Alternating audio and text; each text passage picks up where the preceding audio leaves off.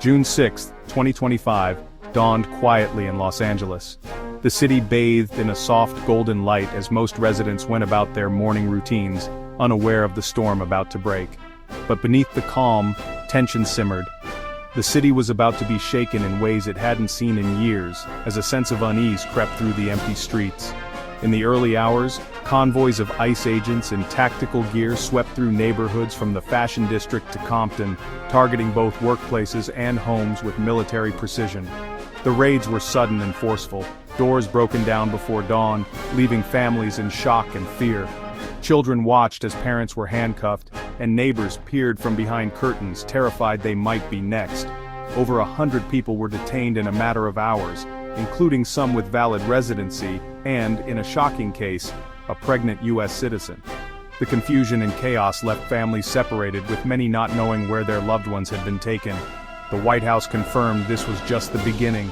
A month-long campaign was underway, part of a new federal crackdown on undocumented immigrants. Officials insisted it was about enforcing the law, but for many, it felt like a declaration of war on their city. City officials, including Mayor Karen Bass, were blindsided, receiving no warning from federal authorities.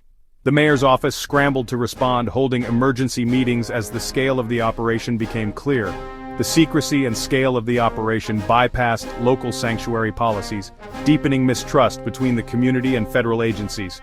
Many felt betrayed, their sense of safety shattered overnight. Social media exploded with stories and outrage as news of the raids spread rapidly. Hashtags trended within hours, and videos of the detentions went viral, fueling anger and fear across the city. For many, this wasn't just law enforcement, it was an attack on their community, their families, and their very identity as Angelenos. Town hall meetings filled with anxious residents demanding answers. The city's response was swift. Anger turned to resolve, and calls for protest echoed across neighborhoods. Activists mobilized overnight, organizing demonstrations and legal aid for those affected. The streets, once ordinary, were about to become battlegrounds for justice. Marches formed, growing in size and intensity as more people joined the cause. The raids didn't just detain people, they ignited a movement. What began as fear quickly transformed into collective action, as thousands demanded change. Los Angeles was ready to resist, setting the stage for a confrontation that would capture national attention. News crews arrived, broadcasting the city's defiance to the world. The city's fragile peace was shattered, but its spirit was far from broken. In the face of adversity, Angelenos found strength in unity. The spark had been lit. The world was watching as Los Angeles stood up, determined to defend its people and its values. The day after the raids, the crisis escalated. President Trump ordered 2,000 National Guard troops into Los Angeles, without state or city consent. Military vehicles rolled through city streets, blurring the line between civil order and military force. The deployment doubled within days, joined by 700 Marines, signaling a dramatic federal intervention. Officially, troops were to protect federal property, but images showed them supporting ICE operations directly. Reports emerged of Marines transporting ICE agents, deepening fears of military involvement in deportations. Defense officials suggested troops could detain those deemed rioters, raising alarms about civil liberties. LAPD Chief Jim McDonnell criticized the lack of coordination, as local police, federal agents, and military operated with conflicting agendas. Los Angeles found itself under a partial occupation, its streets transformed by a show of federal force. The city's sense of normalcy was upended overnight. The numbers told a story of crisis. Each statistic was more than just a figure. It represented a moment of upheaval, a city grappling with forces beyond its control.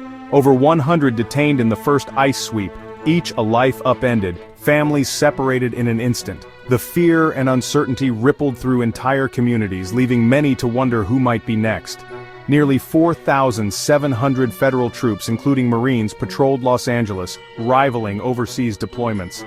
The sight of military convoys rolling down familiar boulevards was jarring, a stark reminder of the extraordinary times. The city's atmosphere shifted, neighborhoods felt militarized, tension thick in the air.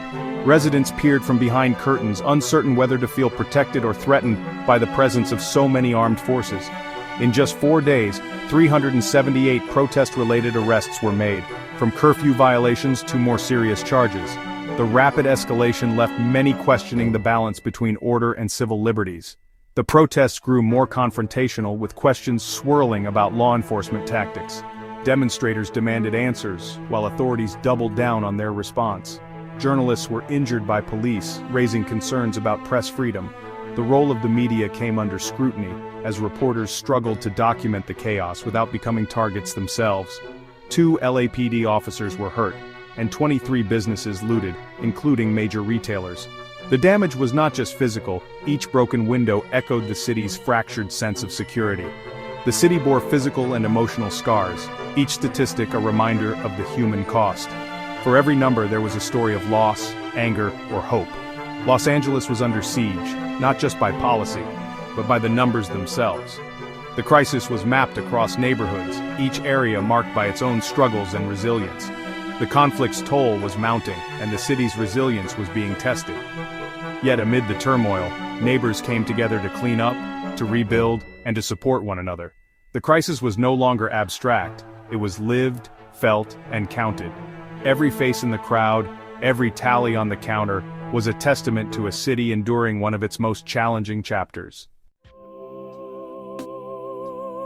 Outrage turned to action as thousands took to the streets, their voices rising above the city's usual noise. What began as scattered frustration quickly transformed into a unified movement, as people from all walks of life poured into downtown Los Angeles, determined to be heard. Protesters blocked the 101 freeway, halting traffic in a dramatic act of civil disobedience.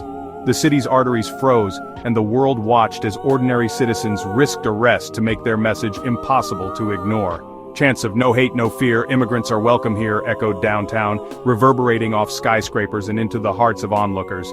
The energy was electric, the determination palpable.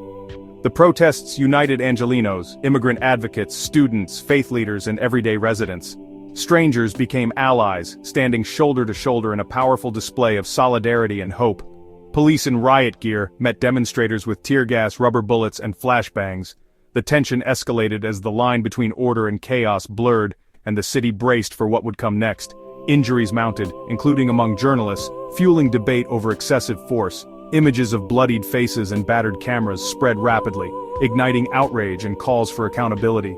The unrest spread beyond LA, sparking solidarity protests in cities nationwide. From New York to Chicago, people marched in step, their voices joining a growing chorus demanding justice and reform. The city became the epicenter of a national reckoning on immigration and civil rights. News crews captured every moment, broadcasting the struggle to millions across the country and around the world. The right to protest clashed with the reality of militarized streets. Armored vehicles and heavily armed officers became a common sight, underscoring the gravity of the confrontation. The world watched as Los Angeles became a symbol of resistance, and of the costs of confrontation. International headlines questioned America's commitment to its ideals. The city's struggle was now America's debate. Protest signs and American flags waved side by side, reflecting a nation wrestling with its identity and future. The battle lines were drawn, not just in the streets, but in the nation's conscience. As night fell, the resolve of the protesters only grew stronger, signaling that this was just the beginning of a much larger fight for justice. As protests intensified, city officials imposed a strict curfew in downtown Los Angeles. From 8 p.m. to 6 a.m., the city's heart was emptied, patrolled by police and military. The curfew aimed to restore order but cast an eerie silence over once bustling streets. Mass arrests followed, sweeping up both protesters and bystanders. Civil liberties groups condemned the curfew as an infringement on the right to assemble. Mayor Bass faced immense pressure, caught between federal force and public outrage.